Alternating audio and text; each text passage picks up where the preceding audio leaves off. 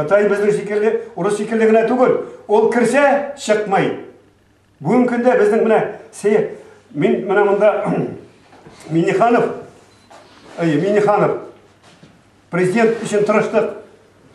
Көп мі тырыштық? Проценті да көп болды. Аллаға шүкір. Халық поддержал. Ішли, балақай.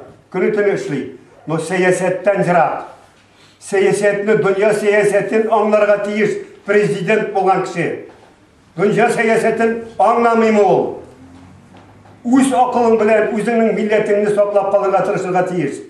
Бүгін күнде біз аннан президенттен алып нәрсәбіз, башlayбыз. Біз ат орына ішлейбіз.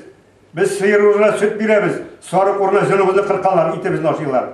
Біздің керегіміз рабочий лошадь. 80% ақшамыз кетер Мәскеуге. Әлі газеттен оқыдым.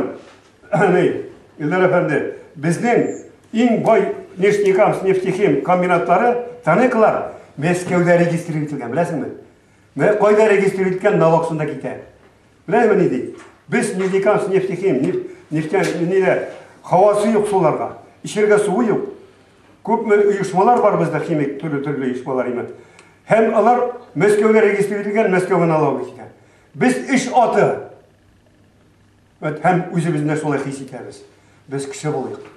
Кіші болар үшін, бүтінікізге де айтамын.